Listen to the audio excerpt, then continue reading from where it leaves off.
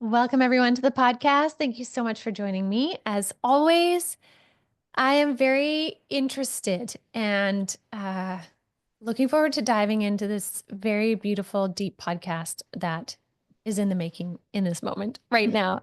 Um, we're going to have a beautiful conversation with Shannon Takacs, who is one of the astrologers, well, the astrologer at Avalon Spirit, but also a death doula.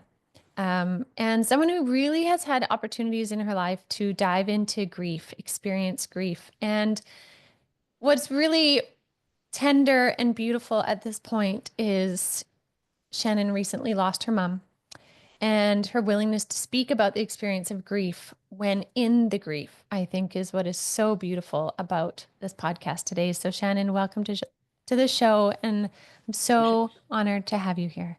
Thank you. Thank you. Yeah. So, you know, as we were chatting before we started recording, you have days in this energy of grief where, it's kind of okay. And then days that super surprise you, of how grief just kind of bubbles up. And I think maybe that's somewhere that we can start is, maybe misconceptions of grief or what it's really like being in the experience of grief. Yeah, fair. Well, what got me here today is uh I live on the island. I live halfway up the island. My mom was always in the south end of the island in Victoria. And when I got home after she passed away, finally like packed up all my things for good and came home, I was like stunned and in all kinds of shock. And I remembered the podcast that we did last spring, and I thought, oh, like I should probably just go back. Dare I go back and listen to that? And I was afraid I was too glib or like too lighthearted. So I was kind of scared to listen to it, thinking, oh God, was I like well, I don't know what the word is, but like, did I take it seriously enough? Or was I too sitting on the sidelines and Yeah, making light of talking about it. it? And Yeah, making light of yeah, it. So I listened to it to kind of remind myself of like, oh yeah, what are all the things that what I knew? I think I know. Yeah. And so I listened to it and I was like, okay, that wasn't too bad. But then what really hit me is like, okay, well, it's one thing to sit on the sidelines and like remember what it's like when you're in the pain pit. Um, and it's a very different thing to be in it. And I just thought it would, it would, what's the word? Like, it would be an honest representation to come on. Not that I was ready when I texted you to say, oh, I think maybe we should do another one. Cause like when you're in it, it's It's different. it's hard. And I just thought it would be a more honest chit chat about it when you're in it. Um, and just remind people how hard it is and remind myself how hard it is, because it's a remembrance to me too, like, oh boy, and every loss is different, whether it's the physical loss of a human or a pet or an intangible thing, it's just hard. Mm-hmm. Yeah, so Definitely. I just thought, oh, maybe we should just have an honest conversation from like the middle of the arena of the pain pit. Ah, I love how you describe it as a pain pit. Or as you mentioned earlier, a shit pit, Yeah. which, which is fair because it is so true when we're going through the tough stuff. Retrospectively, we can always look back and find the glimmers and the light in it and the beauty of the deep journey, and that's a very valuable thing. But it is very real that when we are going through it, it is this like pit. Mm, Again, whatever the kind of grief or losses you're experiencing, there's a pit to it. I think that's yeah. so true. And so that's why I think it's really neat and brave of you to be willing to speak from the front lines of this pit. Yeah, let's just see how it goes. We'll roll with it I and wasn't see. so sure when I reached out to you. I just thought it would be honest. It would be honest. Mhm. And yeah, that's the reason I reached out to you, just to, I don't know, just to reinvigorate the conversation. I don't think we can talk about it enough, because I don't think enough people are talking about death and loss and grief and transformation. And so I just thought it would be honest. Mhm. Yeah. So your journey with this really started 32 years ago, right? Like that's Yeah. with the passing of your brother. Hmm. Yeah, which I didn't even really dawn on me till I was like writing a few things down this morning. And yeah, that loss certainly informed my life. It's fair to say. I was 24, he was 25. It was a sudden death. There was no goodbyes. And certainly all those years ago, there was really not very many circles where grief and loss were being, stick handled very well, if at all. And certainly not for young people and or not for the siblings of the people. So there was just a lot of lessons in that experience. And that was just the beginning of sort of many losses in my life. But that one certainly informed me the most and gave me the why am I so passionate about this topic? And it is from my learned experience of how going through it alone and without support is just unnecessarily harmful and causes unnecessary suffering. So let's just reduce that, shall we? Right. So that's Yeah. So that's what got me to learning about the death doula work, and then of course being curious about it. And of course we teach the thing we need to learn, which is like the constant seeker in like, where did he go and what's on the other side and how do I get there? And so yeah, absolutely. It was pivotal time in my life for sure. So, question for you. With Mhm. the stages of grief that we can read about in lots of different books and Mhm. columns and podcasts, we can listen to it. When you're in that pit that you're feeling right now Mhm. and that you're experiencing, how easy is it for you? And I realize everyone's experience is different, but for you, Mhm. how easy is it for you to recognize those stages? Not easy. There's no stages or I mean, I don't even know, what am I? Uh, I'm just a month out from the loss. So for me, um, I I'm aware of the stages. They are certainly not bullet points to follow. It is certainly not a linear journey. It is a mishmash every day, all day. I would say at this stage, this is again just my experience. And based on my experience of my mom's illness and caregiving all along the way, because I was with her for 2 years, basically caregiving her more or less full time with the odd stint back home, but certainly full time in the last like 6 months of her life for sure, with a few little respite hits back home. But so this is just my experience with this type of loss. And I would just say your brain is offline and your emotions are all over the place. And you think in 1 second you're fine, you're having a good day, and then honestly a person can say something to you, a word, not even a full sentence, and it can just throw you over to like the pain pit.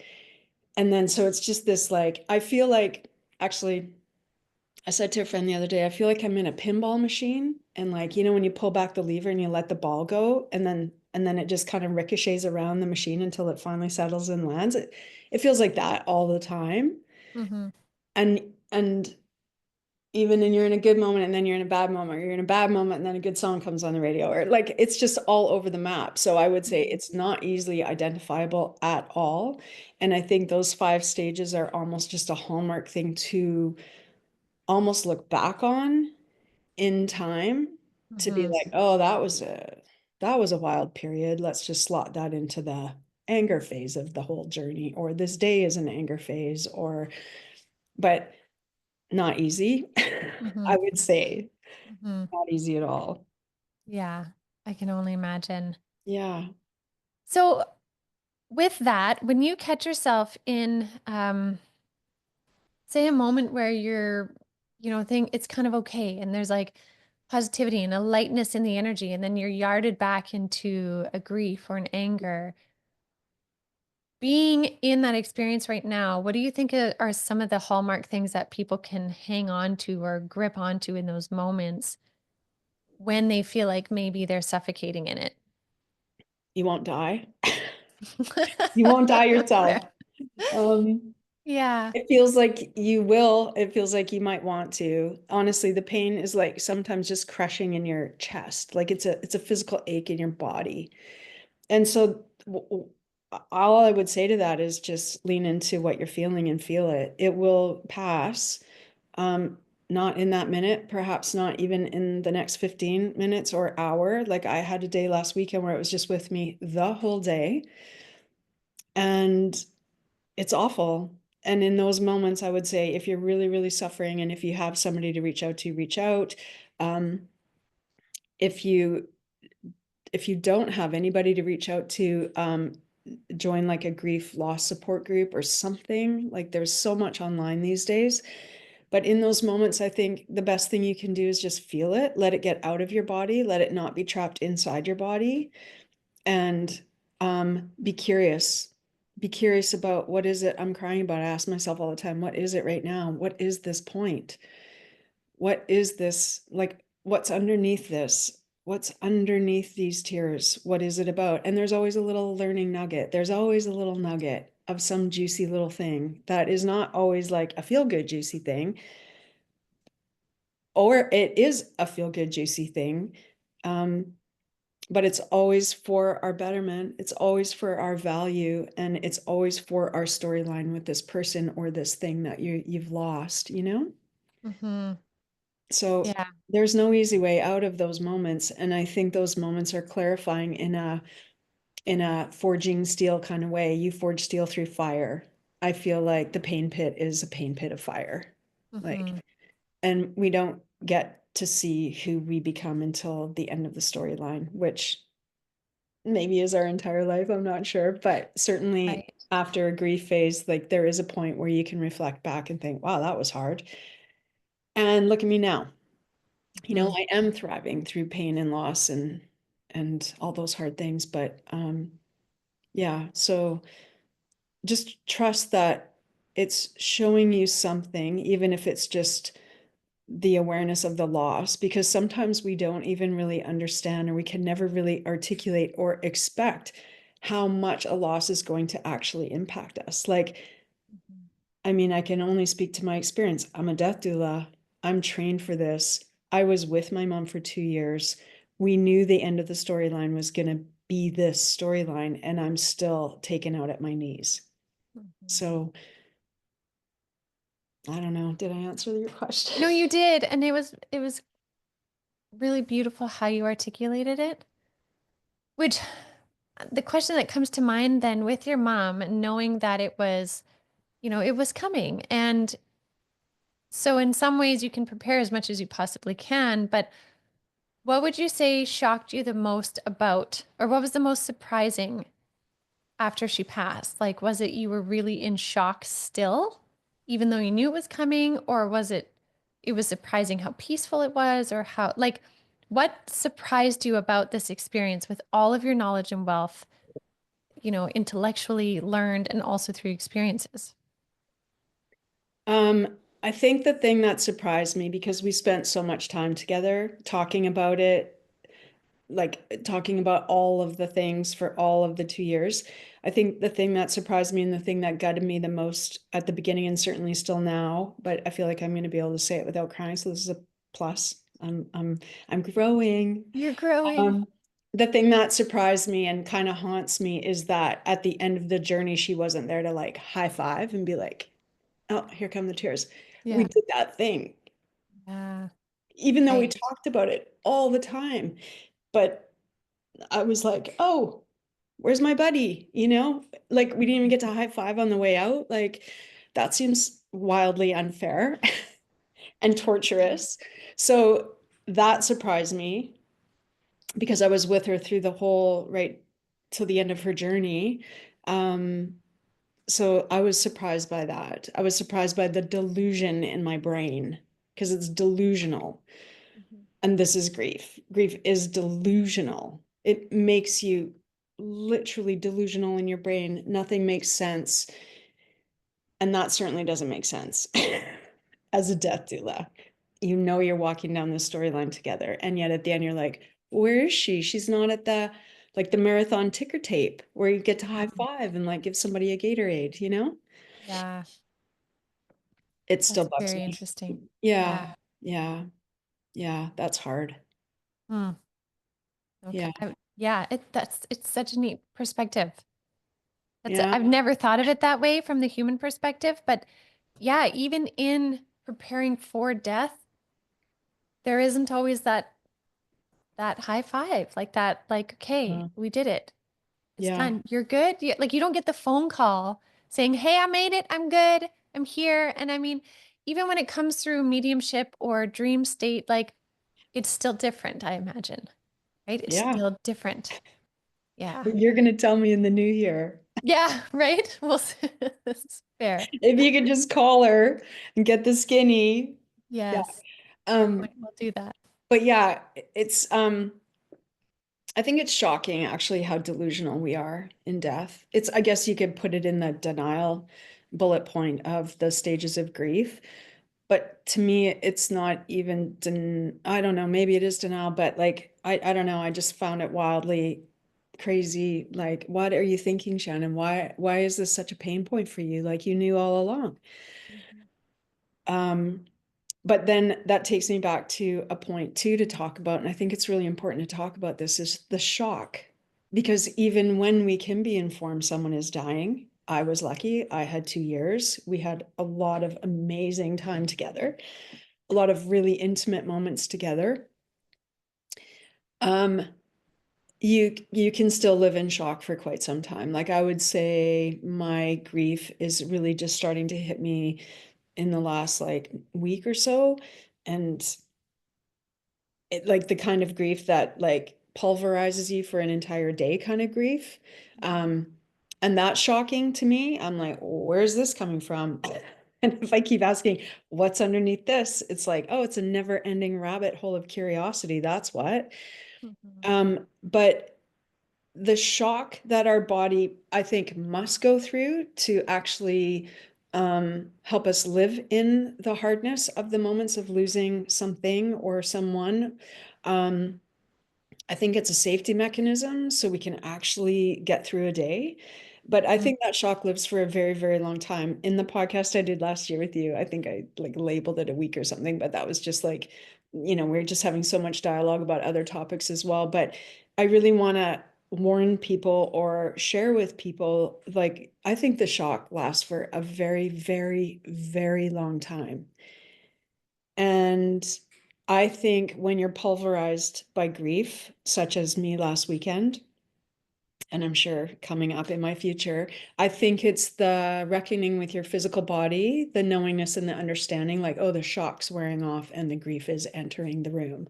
It feels like to me. I'm only speaking for myself, but I think shock is a big, big talking point in our loss lives. And I think it shouldn't be understated. And which is why it kind of makes me crazy when you're just expected to go back to work. Like, what do we have? 3 days bereavement leave in Canada or something crazy, and like get back to work. And I mean, it's actually cruel what we expect of people in our grief and loss and death denying culture. It's cruel. And That another is, reason why I'm so passionate about changing it, because it's cruel. It's yeah, cruel. three And you're days. only lucky if you have the privilege to sit and process your grief. I'm in a privileged position.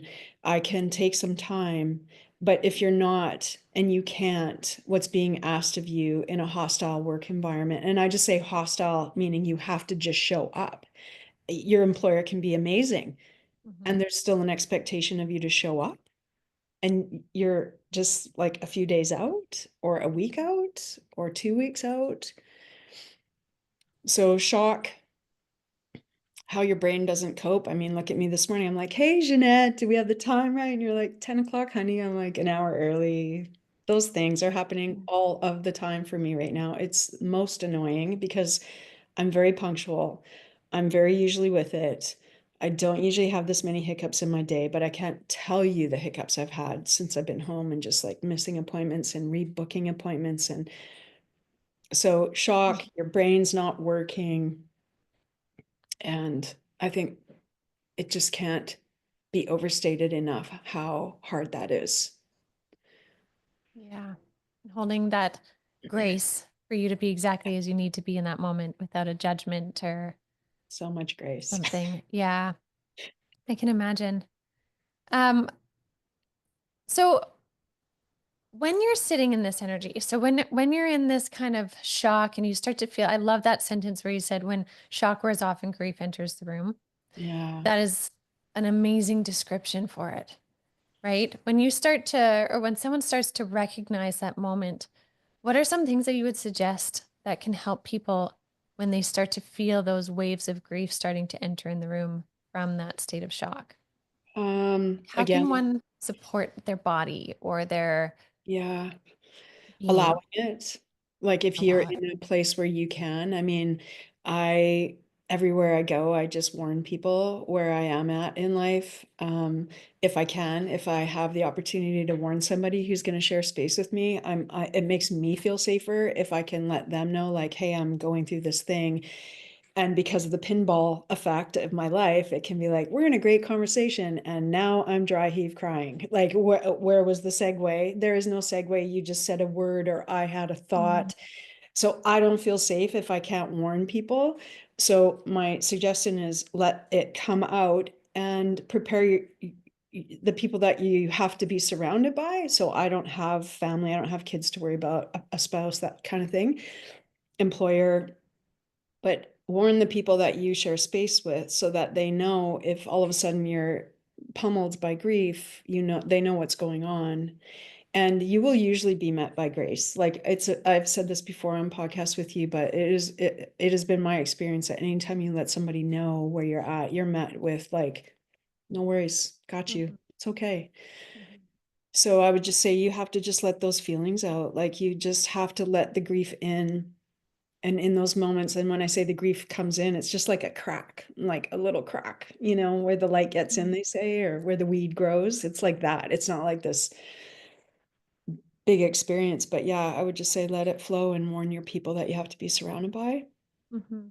And if you're in a strange environment, like a grocery store or something like that, if you can squeak out the words of what you're going through, that's best. And if you can't, then get to safety. I'm just so big on safety with my grief. I don't know if this is like most people, but I need to be where I feel safe. So usually for me, that's home. I don't venture too far out. I had to go on a little excursion a couple of weeks ago. I had a friend visiting from out of town, and we went to the west side of the island to Tofino. And I was really worried about that because I tend to feel homesick in my grief, and I didn't want to leave my home, even though I love Tofino and like, heck, what's not to love about Tofino if you know it? But I Mhm. was so nervous to go away, but I warned her, and that's all you can do. And just like let it come, and you know, um, just let it come. Like you Let have it to come. let it out. You have to let it out. Yeah. Mm. And what have you noticed are some of the best ways people can support you in grief? Because sometimes, like we've talked about before, there need to be more conversations about this, right? Yeah. In times of grief and times outside of grief, so that when there are these experiences of grief, others know how to support somebody, right? And Yeah. so being in the energy that you're in right now, what are some of the most comforting ways people can support you? Um, well, I heard this once, and I think it's so accurate. People just show up as you are to your friend. So if you're the funny guy, come in and be the funny guy. If you're the food bringing person, come in and bring the food. If you're the walker person, come and walk. Do what's normal in your friendship. And your friends typically, and lots of friends disappoint you. Like that's a whole talking point too, right? Like, you lose friends and you gain other friends. Like we hear this a lot. Um, but just allow your friends to show up as they typically do show up in your circle. And again, like in the podcast from last year, um, sit still long enough to know what you need and be courageous enough to ask for it. And Mhm. hopefully you'll be met with your requests. And if you're not, that's okay. Make your own cup of tea. Yeah. um, but it's knowing yourself, which brings me to a really important point actually, which is it's a time to be like, I would call it selfish, in the best way possible, which is to take care of thyself. So sitting still long enough to know what it is you need. And I check in with myself all day long because I'm so nervous to be somewhere unsafe with my grief. So I'm always checking in with myself throughout the day, and to be still enough to hear what it is you need and then be courageous enough to ask for it. But curiosity plays a big role, I think, in life in general, but certainly in grief.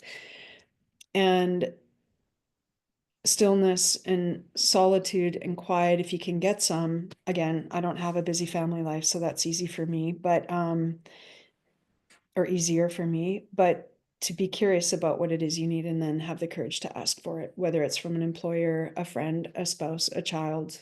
And if you have a busy life, if you can carve out some times to yourself, if that's possible, just to take some time to yourself to just slow your mind down, slow your thoughts down, and get curious about what it is that you need coming up in this moment, coming up in this week ahead with work, with kids' schedules, et cetera, et cetera.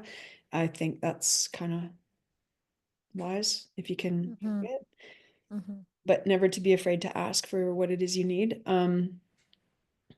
I think we talked about this in the last podcast too. I think it's really easy for people, and certainly for me, to become very insular, to really like become hermit-like, and I'm so guilty of it. But I'm also very aware of like when it's too much and when I need to get out and like get in community with others. But it's checking in with people when they go silent, I think, is a really good thing to do when you know somebody is hurting. Not just a big grief, but just like in general. When people go quiet, it's usually a sign of like things aren't going well. So that's always a nice thing, just to check in with your people. It doesn't have to be anything huge, just a little emoticon thinking about you, or, just little things, right? Yeah. Yeah, that's really valuable. Mm-hmm.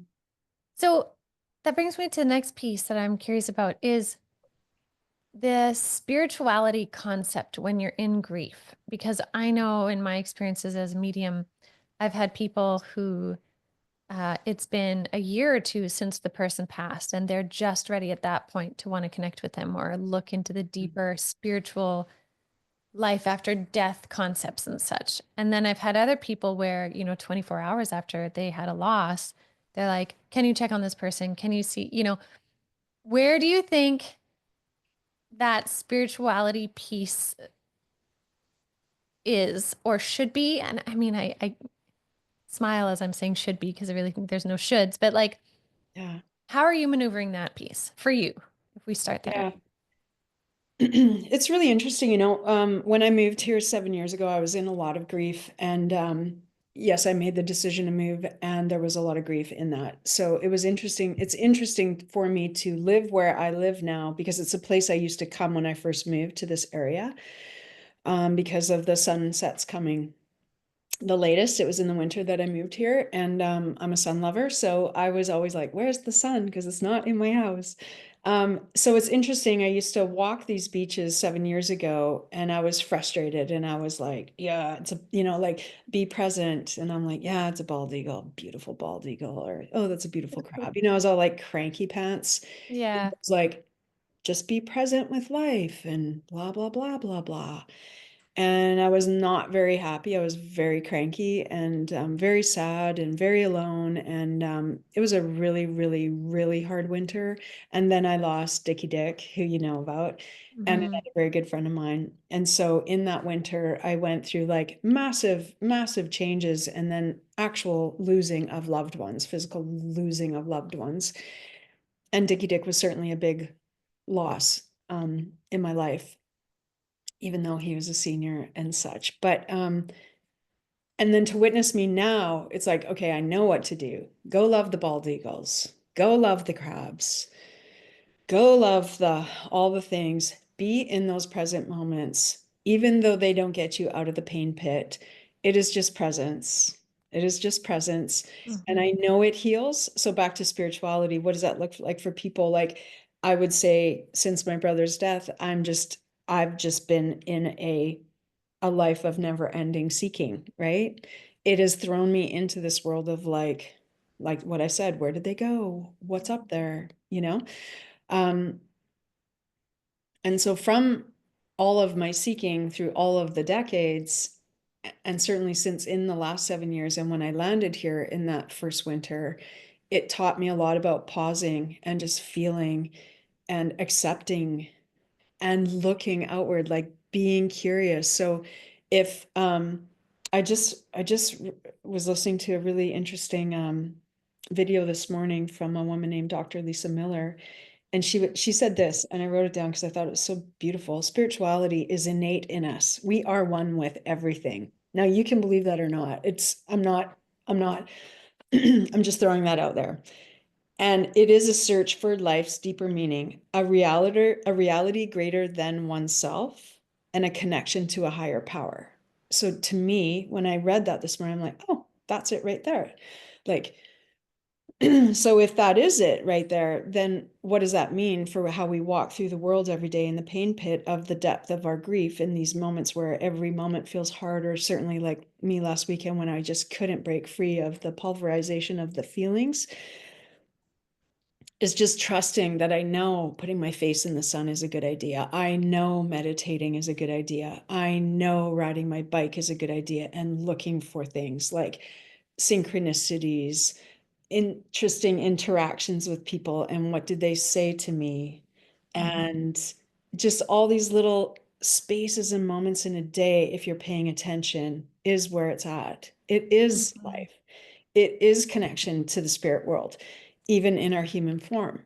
So Mhm. when you say, so, it can look like, a lot of people are like, they find dimes, or they find feathers, or they find numbers on the clocks, and these kinds of things. And it's just in the awareness of like, and once you start playing around with that, you start getting your own language met back at you, whatever the importance is. If it's the color orange, you see it all the time, or Mhm. if it's this word, it comes in all the time.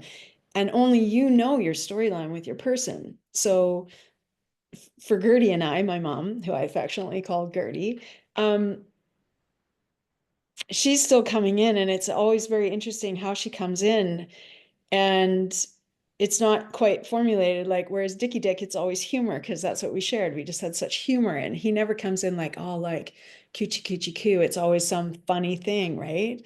Mhm. Um, so your language with your person is special and unique between you two, and it's up to you to curate it, thus to believe it. Mm. I really like And that. hey, I really like that because I've seen in different situations in readings where people are desperately wanting the sign, but they're so in their grief, they mhm, can't see it. And the spirit is like, I've been doing this and this and this and this, and they're not seeing it, they're not hearing it, they're not whatever. And again, they're not saying it in a way of judgment or frustration, but no, they're like, I can't get through right now. I can't get through the grief. And so I really like how even in the energy you're in right now, you're like, you have to curate that curiosity. You have to be like willing to see it or receive it. yes. I think one of the biggest gifts of my brother's death, because I do think it is all a gift, right? Like, now, all a gift, I mean, we can debate on that. That's Yes, that's a, I that's a yeah. wide generalized statement. So let me just rein that in. My experience with my brother's death and my people that I've lost along the way, they've all gifted me something. And maybe that's my half glass full personality. I don't know. Maybe it's because what initiated inside of me when my brother died suddenly, the where did he go quest, has kept me going on this streamline of where did he go? Where do they all go? I want to go. Am I going to go? Like, so I think curiosity is like the superpower of a fun, expansive, joy-filled life. But that's just me. I am the most curious person I know. One of my friends will say, I don't know the end of the storyline to me constantly, because I'm like, and then what? And then what? And more and more and more and more. Yeah. And so for me, it's very easy to go to curiosity because it's just innate in me. I just love it. I'm just like, I need more information. Mhm. So if there's one takeaway from this podcast, maybe it certainly is like, can you lean into curiosity in your grief? can you ask yourself, what's beneath these tears? That's curiosity. Just that simple question, what's beneath this pain? And then you go to that place, that answer, and then like, well, what's beneath that? Or what story is it trying to share with me? Because there will always be a story with the language that's formed from that grief storyline with your person or your loss. And it's up to you to find it. And you can't find it if you're not curious about what's beneath that, or what's this all about, or why am I in so much pain today? Like, where did this come from? Like, so I think curiosity, I think it also can't be understated how valuable it is to living a very rich life. Very rich life. That's such a powerful statement right there. Like so powerful and applicable to all levels. So challenging, I imagine, to find in the big, like deep, deep depths of it, but still sometimes can be found and can sometimes maybe even be that saving grace that pulls you out of that depth in that moment. Yeah. And maybe it doesn't pull you out of the depth of it because, again, there's nothing wrong with the pain we feel. The pain is healthy. Get it out of our body. Stay with it as long as it needs to be there. And like as you experience it.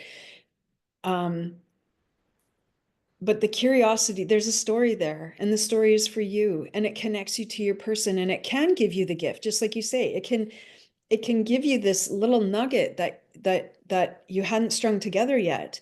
And it's all those little nuggets that you string together that creates the backdrop for the relationship that you once had, that certainly shifts when your person dies because you lose their physical body and it sucks, but it doesn't end it.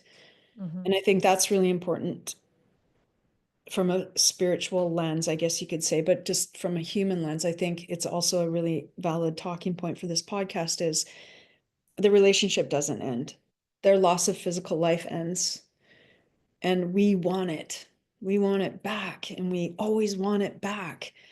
But if we can shift the storyline, and if we can shift how we receive the language of the storyline by being curious about what's the tears, what's the this, what's the that, then I think you can find your story in those hard moments, and even in the joy-filled moments, like my person would have loved this. Oh my gosh, like there's so many things. But the storyline lives there and the language is there, and whether you call it spirituality or not, I think it's the relationship that you had, and to cultivate it in a different way is important. Yeah, that's beautiful. Beautifully said. So, with everything we've talked about today, are there any kind of golden nugget pieces that we've missed that you really would like to leave people with within this experience? Well, I think because you started with this, then we could end with it, which is like the stages of grief. And a good friend of mine just lost his spouse this year. So we've been kind of walking a little bit of our grief storyline together, even though it's altogether different, losing a parent and a spouse. But we were sort of on the same timeline of caregiving for a couple of years. And we talked about the stages of grief, and he said, yeah, possible you tap into those 5 stages here and there, but certainly not. How did he word it? He always has such great analogies. He said, yeah, like rounding bases, baseball. Yeah, first base, second base, third base. So bullet points of grief stages. He said, yeah. And we may not round all the bases at the same time. Like we may not, it's not, certainly not, we've talked about that. But it can be that someone never even enters the depression stage or and so I guess on the stages of grief, and his little analogy of like we round the bases not at the same pace, not at the same time, is a really nice analogy for understanding like it's messy and it's hard, and it's not Virgo perfectionism, like scratch off the bullet point list, on to the next one. It's messy and it's hard. And I think one main takeaway for the podcast too is that no one does grief the same. which is very hard to understand because you can mention the word joy, you can mention the word happy, surprised. And generally speaking, we all react the same way. Surprise looks like, happiness looks like, but with grief, I don't think it's really understood that no two people do it the same. Literally no two people do it the same, which it makes it very, very challenging, as you can well imagine, to be an employer of that mess, participate in a family unit of that when you think, oh, I know this, and I'm just going to put my knowingness onto that person. No. Children, no. So I think a very important thing about grief that I would love to just shout from the highest rooftop is that if nobody does it the same, wow, that's a bit of a interesting thing. And then I'll bring in curiosity, because then it's like, well, the only way through that conversation with others is like, what's it like for you? Question mark. What's happening for you today? Question mark. Everything then comes down to curiosity, because if I can't possibly know what it's like for you because we do it differently, even if it's our same person, and even if we had the same relationships. I'll take, for example, my brother dying. I have siblings. Same? No. So again, back to beautiful curiosity. The only way to assist, support, listen, learn, be a good friend, be a support person is to have curiosity, because if no two people do it the same, well, that's a bit of a conundrum, isn't it? Yeah. And we need to understand that our experience with grief belongs not on another. And it's really easy to do that in a meaningful way, as a good friend or a sibling, or just a loved one or whatever. It's really easy to blanket our person who's suffering with a remedy of, well, this worked for me, or try this or try that. But that's really it's very challenging if you think about the enormity of that statement, if no two people do grief the same. Right. So it's to have a lot of curiosity, and then a lot of patience with yourself, because we as humans, we just want to fix people and help people, and it's hard. Yeah. That's beautiful.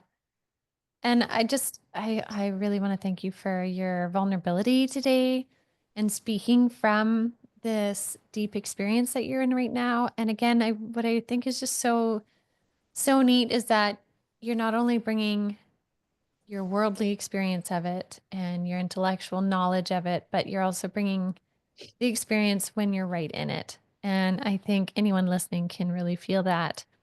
And I know I can speak for everyone listening too, that they're sending you so much love back for Thanks. your willingness to be here and for you and your grief, Thank and you, just supporting you with sharing your voice at this time.